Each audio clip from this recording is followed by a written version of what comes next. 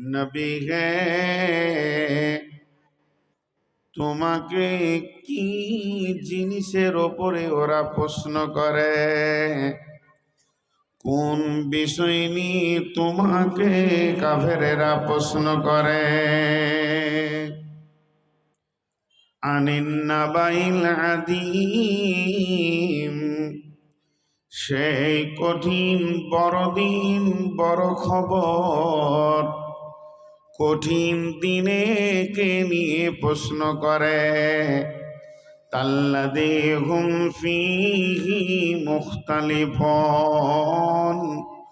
ওই লোকেরা কিয়ামতটাকে নিয়ে তোমার দিলের ভিতরে উলঝান তৈরি করে দেয়, দোদল্য তৈরি করে দেয়, সন্দেহ তৈরি করে দেয়, কনফিউশন লাগিয়ে দেয়। তো ওদেরকে আল্লাহ বলছেন, বলো কাল্লা সায়ালামুন, নিশ্চয়ই তোরা একদিন জানতে পারবি। সুম্মা কাল্লা সায়ালামুন, আমি আবার বলছি ওই দিনটা তোরা জানতে পারবি।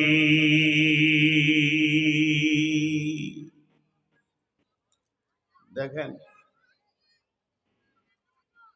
ডিটেকটিভ, ধ্যান দিয়ে শুনেন, একটা শিক্ষার নাম হচ্ছে ডিটেকটিভ। ডিটেকটিভের বই পড়বেন, ব্রেন ওয়াশ হয়।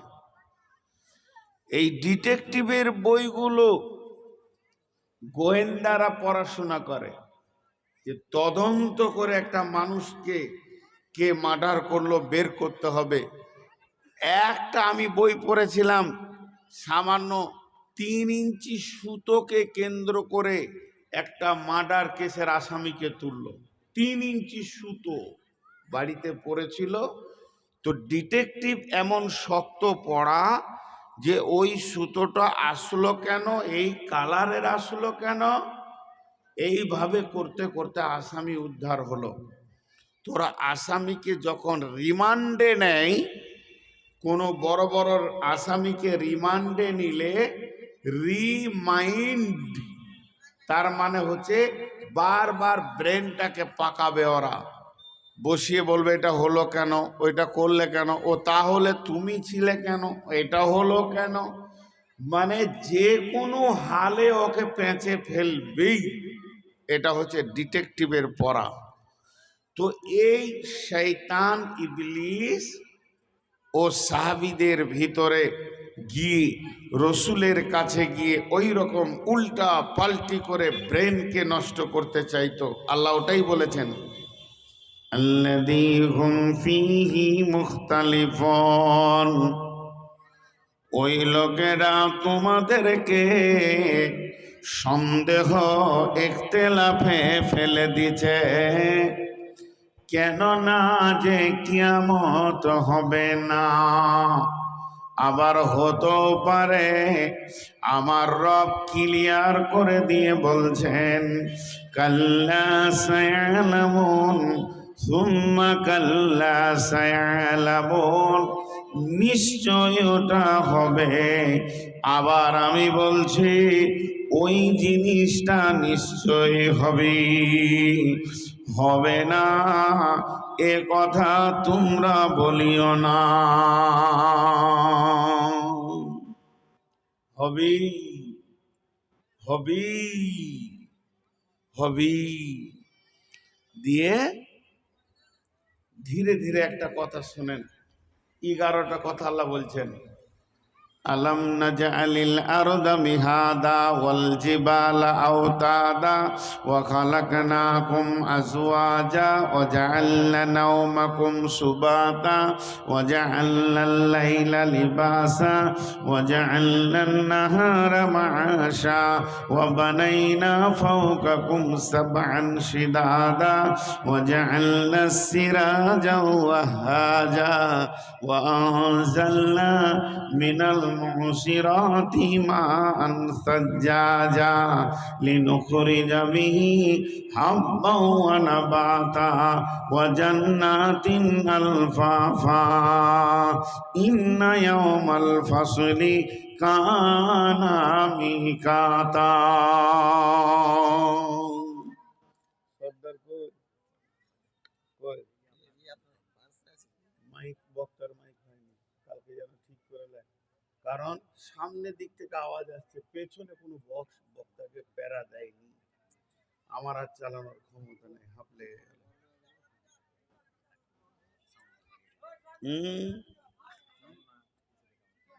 সাউন্ড বাড়লে হবে না। মাইকম্যান কোথা আছে? এসো এখানে। মাইকম্যান কোথা আছে? এখানে মাইকের কাছে এসো। থাক আর মাইকম্যান কোথা আছে? এসো। যত বক্স সালে জিব্রাইল আর মিকাইলকে দিয়ে দিয়েছে, আর যত হরেন রোডে ও আর খালুকে দিয়ে দিয়েছে। আর যেখানে প্রয়োজন এই দিক থেকে একটা হরেন এইদিকে মারবে, এই দিক থেকে একটা হরেন এইদিকে মারবে, এই জায়গাটা চনচন চনচন করবে, সেটা নাই। আমার দম লেগে গেছে এখানে। এরপরে যে কি হবে আল্লাহ জানে। জি, এখানে একটা কথা বলছি, খুব দামি, ধ্যানের সঙ্গে শুনবেন। এটা যদি না শুনেন তো বাকিগুলো আপনি বুঝতে পারবেন না।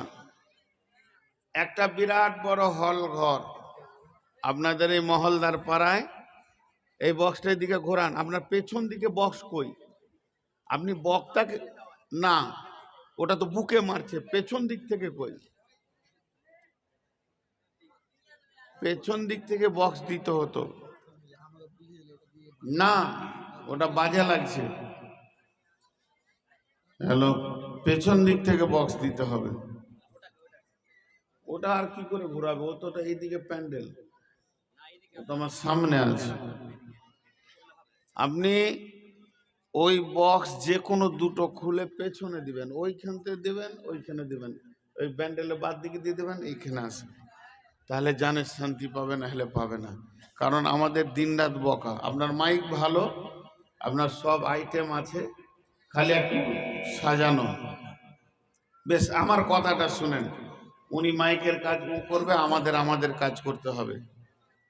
একটা বিরাট হল ঘর, এই উদাহরণটার ভিতরে 11টা আয়াত ঢুকে যাবে।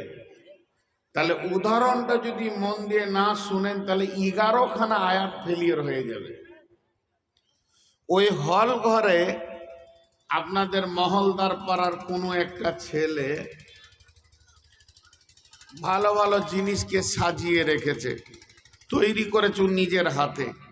মাটি দিয়ে একটা লোটা তৈরি করেছে, মাটি দিয়ে ফুল তৈরি করেছে, মাটি দিয়ে গাড়ি তৈরি করেছে, সব মালগুলো মাটির। আমরা সবাই ঢুকেছি, ঢুকে লাইন দিয়ে দেখছি, এটা কে বানালো? বলছে আমি। এটা কে বানালো? আমি। এটা কে বানালো? আমি। আমি আমি আমি আমি করে 11টা দেখে নিলাম, দেখা হয়ে গেল।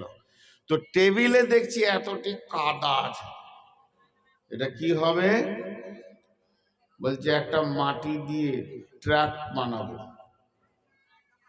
এখনো বানানো হয়নি, মাল এনেছে, দিয়ে বলছে বানাবো। তখন আমরা ওকে বলছি পারবে? তখন বলছে মাথা টাথা ঠিক আছে তো, এতগুলো বানিয়েছি আর এইটা পারবো না? পারবো। আল্লাহ ওটাই বলছেন,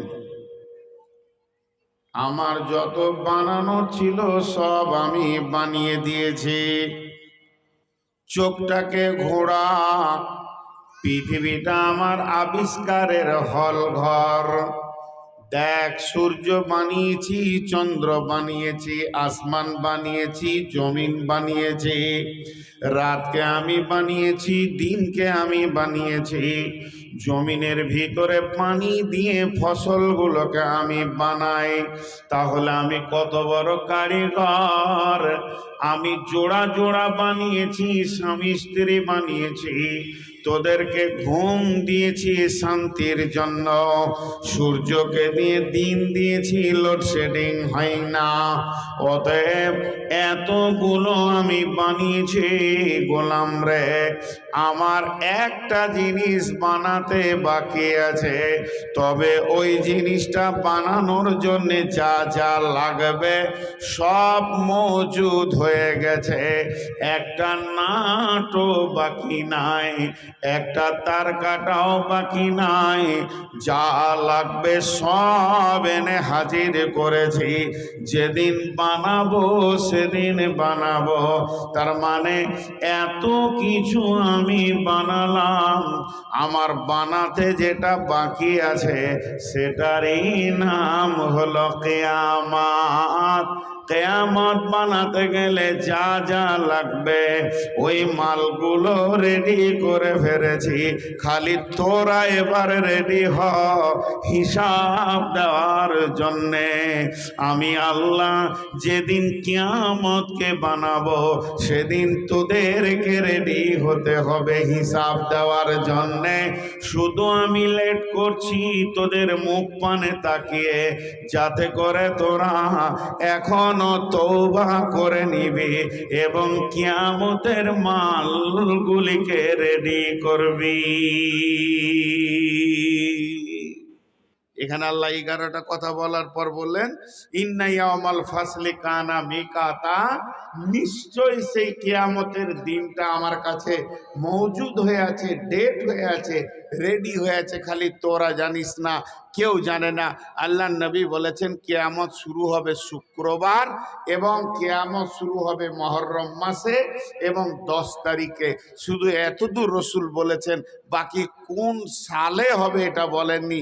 মুহররম মাসে হবে, 10 তারিখে হবে, শুক্রবারে হবে। ভেজাল চুপ এর দাঁড়াবার জন্য এসেছেন, তোমাদেরকে স্পেশাল করে বসতে বলতে মোবাইল ছুড়ে দেবো একদম। পাগলা করার লেগে মাথার কাছে এসে দাঁড়িয়ে আছে, ভাবছি যেন সেলুনে চুল কেটতে এসছে। ওরা ওদের একটু গরম করে না বললে না, শীতে শীতে গা গরম হচ্ছে না ওদের। হ্যাঁ দেখেন কথাটা খেয়াল করেন, আল্লাহ বলছে আমি বানাবো, তাহলে উনি বানাবেন। সব মাল রেডি, আল্লাহর কাছে কোনো জিনিস যে অভাব আছে তা নাই, কিন্তু বানাবেন, তাহলে কিয়ামত হবে। এবার সূরা মুলকে আল্লাহ কি বলছেন, وَيَقُولُونَ مَتَى هَذَا الْوَعْدُ إِن كُنتُمْ صَادِقِينَ। নবীজি যখন কিয়ামতের ভয় দেখাতে লাগলো আমার বেটির দল, ওরে আমার মায়ের দল, বোনের দল, তখন কাফের বেঈমান বলে উঠল, ওয়ায়াকুলুনা, তারা বলল, মাতা হাযাল ওয়াদু, সেই দিনটা কবে হবে যেটা তুমি ওয়াদার কথা বলছো। মাতা হাযাল ওয়াদু ইন কুনতুম সাদিকিন, যদি তুমি সত্যবাদী হও ও নবী মুহাম্মদ, সেই ডেটটা একবার বলে দাও, কিয়ামত কবে হবে। আল্লাহ বলেন, নবী হে, আমি তোমাকে যেটা শিখাচ্ছি সেটা ওদেরকে শুনিয়ে দাও। কুল ইন্নামাল ইলমু ইনদাল্লাহি ওয়া ইন্নামা আনা নাসিরুম মুবিন। সেই দিনটা কবে হবে ওই দিনটা কখন হবে, ওই দিনটা কিভাবে হবে, ওই দিনটা কোন সময় শুরু হবে, এই জ্ঞানটা আমার আল্লাহর কাছে রয়েছে, এটা মানুষের কাছে নাই। আর আমি মুহাম্মদ সাল্লাল্লাহু আলাইহি সাল্লাম এসেছি তোমাদেরকে ভয় দেখাতে, আমাকে পাঠানো হয়েছে ভয় দেখানোর জন্য, তাই আমি ভয় দেখাতে এসেছি। আমি ডেট তারিখ নিয়ে দাওয়াত দিতে আসিনি, আমি শুধু ভয় দেখিয়ে দেবো, জৈসা করনি वैसा भरनी, ईमान है तो करके देख, না है तो मर के देख। আমি এসেছি শুধু তোমাদেরকে ভয় দেখানোর জন্যে। হাজি ভাই, আমার বেটিরা পাথর কথা বলে, বলে পাথর কথা বলে। জি, কেমন করে?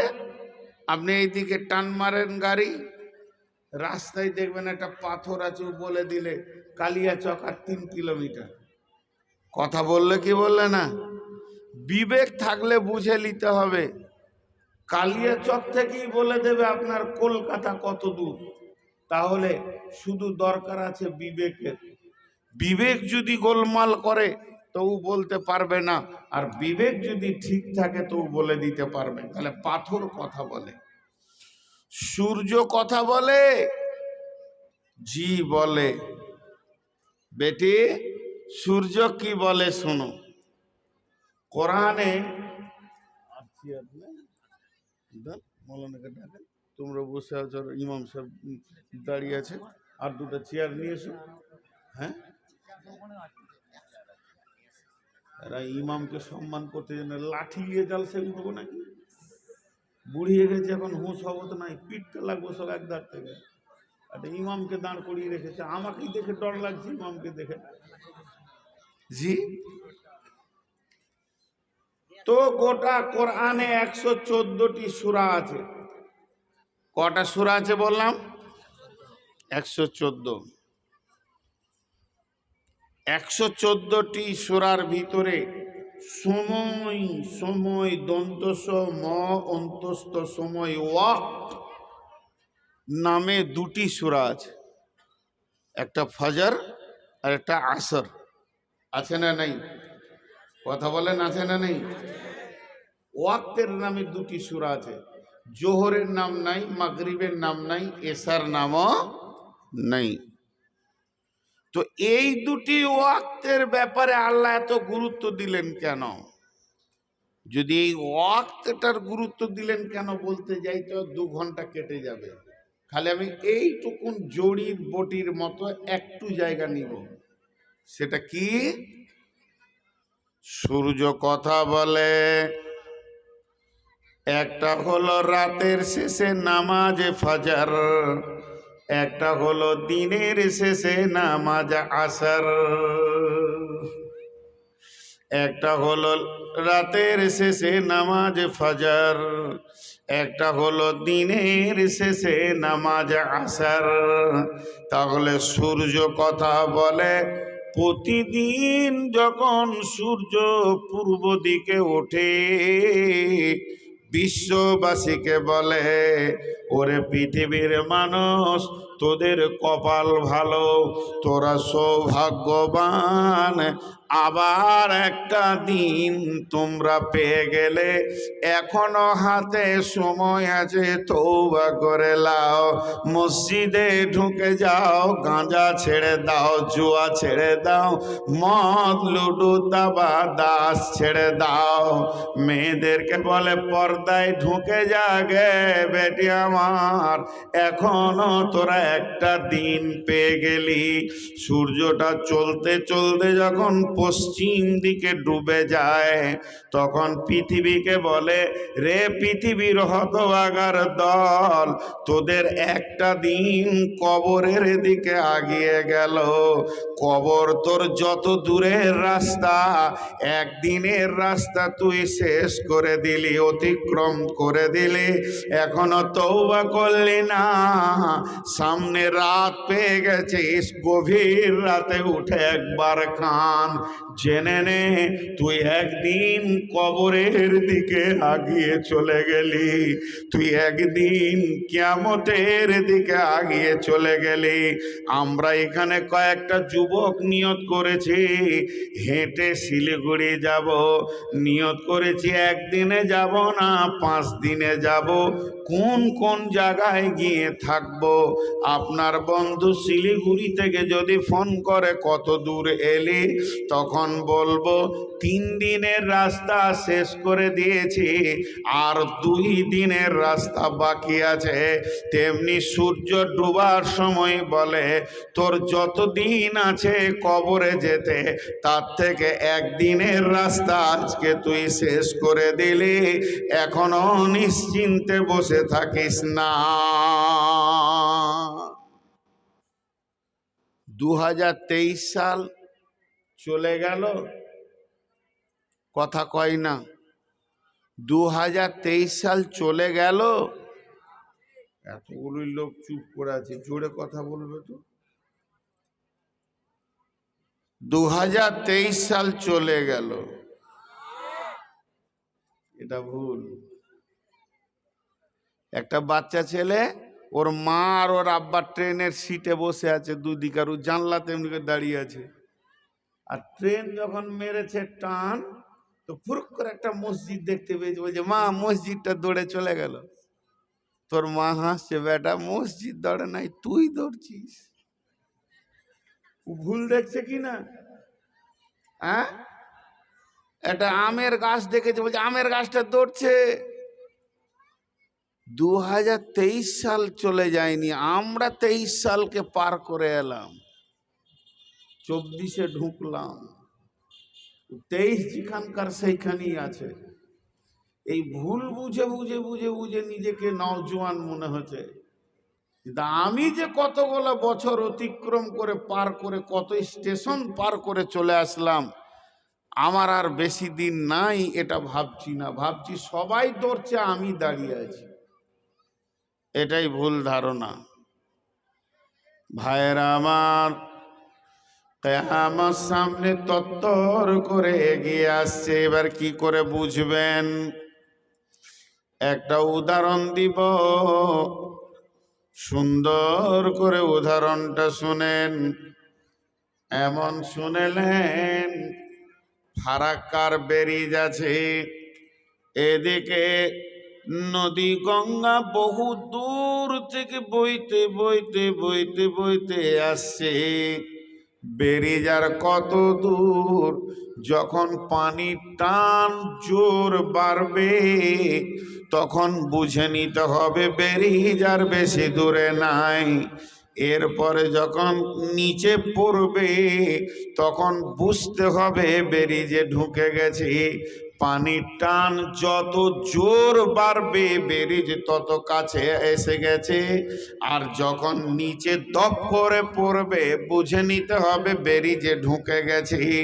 তো আমার নবী বলছেন, যখন দেখবে পৃথিবীতে ব্যস্ততা বেড়ে গেছে, মানুষ এত ব্যস্ত হচ্ছে কেন, তার মানে ব্যস্ত হওয়ার একটাই কারণ, পৃথিবী ধ্বংস হবে, কাজকে গোছাতে হবে। কিয়ামত যত কাছে আসবে মানুষ তত ব্যস্ত হয়ে যাবে। এক সময়, আজ থেকে 50 বছর আগে আমাদের মুরব্বীরা খালার ঘরে 10 দিন বেড়াতে গেছে, শ্বশুর বাড়িতে 5 দিন বেরিয়েছে, বন্ধু ডেকেছে 3 দিন সেখানে থেকে এসেছে, হেঁটে রাস্তায় গেছে, তারপর মামা খালার ঘরে 1 মাস বেড়াতে গেছে। এখনকার যুবকদের 1 ঘন্টাও টাইম হয় না।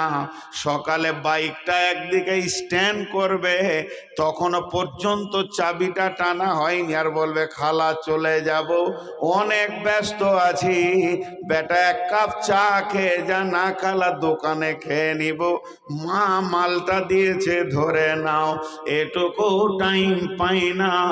মানুষ এত ব্যস্ত হচ্ছে কেন? তার একটাই কারণ, কারণ কিয়ামত কাছিয়ে গেছে, এদেরকে মাল জমা করতে হবে, অল্প সময়ে সমস্ত কাজগুলোকে গোছাতে হবে। বিশ্বনবী বলেছেন, যেদিন সকালে সুর ফুঁকবে ইসরাফিল, যেদিন সকালে সুর ফুঁকবে ইসরাফিল, যেদিন সকালে সুর ফুঁকবে ইসরাফিল এবং পৃথিবী ধ্বংস হবে, সেই দিনটার অবস্থা কেমন হবে শুনেলেন? বিশ্বনবী বলছেন, সেই দিনে যতগুলি মানুষ পৃথিবীতে বেঁচে থাকবে, কি যুবক, কি যুবতী, কি বৃদ্ধ, কি বৃদ্ধা, কি শ্রমজীবী, বুদ্ধিজীবী, আর কি ব্যবসায়ী, কি কোম্পানি, একদম সকাল বেলায় উঠে প্রত্যেকটি লোক ব্যস্ততার সঙ্গে দৌড়বে। ছাত্ররা স্কুলের দিকে দৌড়বে, কলেজের দিকে দৌড়বে, মাস্টাররা স্কুলের দিকে দৌড়বে, শ্রমজীবীরা কারখানার দিকে দৌড়বে। কারখানা ভোর ভোর চালু হয়ে যাবে। তার মানে পৃথিবীতে যদি 500 কোটি মানুষ থাকে, পৃথিবীতে যদি 1000 কোটি মানুষ থাকে, একটা লোক 1000 কোটির ভিতরে একটা লোক বসে থাকবে না, সবাই নিজের নিজের কাজে দৌড়তে থাকবে। বুখারী শরীফের হাদিস, আল্লাহর নবী বলছেন, দোকানদার দোকান খুলবে, খরিদ্দার দোকানে গিয়ে দাঁড়াবে। কাপড়কে কেন্দ্র করে নবীজি বলেছেন, ও আমার বেটির দল, দোকানে গিয়ে বলবে কাপড়টার গজ কত, বলবে এটার মিটার হলো 500, 700, 1000। পছন্দ হয়ে যাবে, বলবে কাটো তুমি 3 মিটার, 5 মিটার কাটো।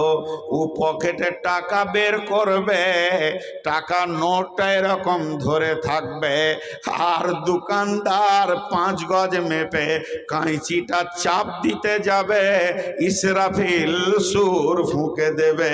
কিয়ামতের দিন সকালে মানুষ ব্যস্ততা এত হবে, সবাই ব্যস্ত হয়ে যাবে।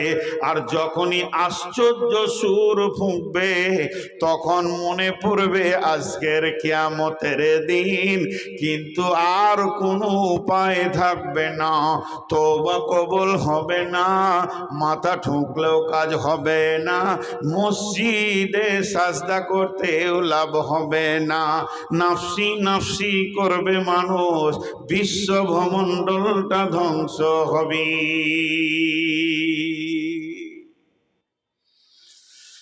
এখন দেখেন, আমরা যখন ছোট ছিলাম, 12-14 বছর বয়স, এই বয়সটা তো পেরিয়ে এসছি। আপনাদের ওই ছোট ছেলেদেরকে বলছি, বয়সটা তো পার করে এসছি। তা আমরা সাইকেল নিয়ে গেছি, তখন যুগে সাইকেল হলো খুব দামি যানবাহন। তো ওই দিক থেকে একটা সাইকেল এসছে, তো দাঁড়িয়ে আছি, আসুক, রাস্তাটা খারাপ, ও পার হয়ে যাক, তারপরে আমি যাব। কিন্তু এখন যদি একবার দাঁড়াবে, তো এই দিক থেকে একটা গাড়ি, এই দিক থেকে, ওই দিক থেকে একটা টোটো, এই দিক থেকে টোটো, বড় গাড়িটা ব্যাক করতেছে, এই দিকে। এটা হচ্ছে কিয়ামতের আলামত। ব্যস্ততায় মানুষ দৌড়বে, কিয়ামতের আলামত। আমি হাসানোর জন্য বলছি না। তো বিশ্বনবী বলছেন, যখন ও পড়বে দুপ করে, তো বুঝবে আজকে কিয়ামত। সাহাবা রাদিয়াল্লাহু মাজমাইনেরা,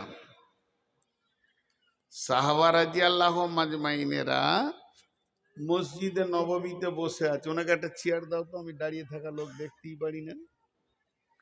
নিশ্চয়ই বিচারা হাত পায়ে ব্যস্ত। আচ্ছা, 5-10টা চেয়ার তো এনে রাখা দরকার ছিল। অনেক এমনও মানুষ আছে যার হাঁটু ব্যথা আছে।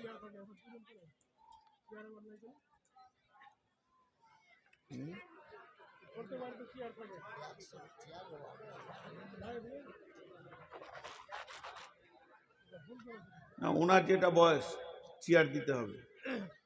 এক একটা বয়সে বাবা, আমারও হাঁটু ব্যথা। এখন আপনাদের সামনে বসে আছি, এটা কনকন করছে, সত্য কথা। আমি ঘরে বসলে 2টা চেয়ার নিই, আরেকটা চেয়ারে পা তুলে বসি, কারণ বয়স কাউকে ছাড়বে না, বয়স কাউকে ছাড়বে না। তো যাই হোক, যে কথাগুলো বলছি একটু ধ্যানের সঙ্গে শুনি। তো এই যে ব্যস্ততা, সেই দিন কাছে গেছে। মসজিদে নববীতে বসে কয়েকজন সাহাবী আপসের মধ্যে ফিস ফিস করে কথা বলছেন। মেয়েরা জালসা শুনছে, ওদেরকে বলো যে জালসা শেষ হয়ে গেছে, তোমরা বাড়ি যাও। ওরা আমাকে জালসা শোনাইছে,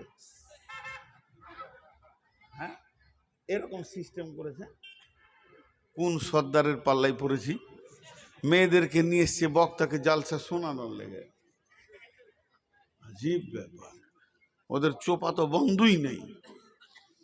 তো ধ্যান দিয়ে শোনেন। তো কয়েকজন সাহাবী মসজিদে নববীতে বসে আছেন, আর ওরা আস্তে আস্তে করে কথা বলছে, যেন কোনো একটা বিপদ চারিদিক থেকে ঘিরে ধরেছে। এখন কি করব, কি করে জান বাঁচাবো, ভয়ে ভীত সন্ত্রস্ত, ঠোঁটগুলো শুকিয়ে গিয়েছে, আর অবস্থাটা ওদের একদম ভয়, চেহারাটা ভয়ের মতো। নবীজি হুজরা থেকে দেখতে পেয়েছেন যে আমার সাহাবীরা সব কি গল্প করছে মসজিদে। আল্লাহর নবী এক পা দু পা করে গেলেন, জোয়ার পর প্রশ্ন করে দিলেন, মা তাজ করোনা, মা তাজ করোনা।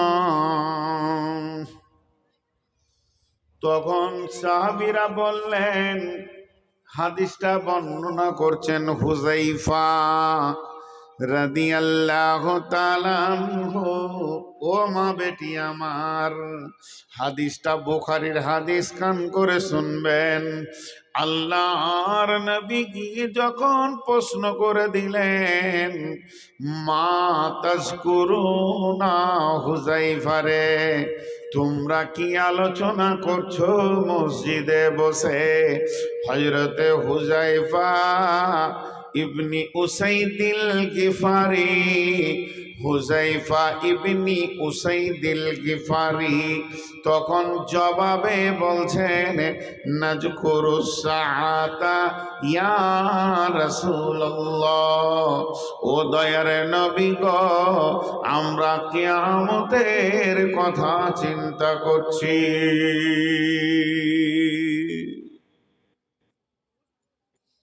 নুন দিলেন নাকি মাইকে? এত সুন্দর হলো কি করে? খুব সুন্দর বাজছে এবার মাইক। আমি দেখেছি আপনার মাইকে মাল আছে ভালো, তার মানে ঠগাই ছিল আর কি আগে।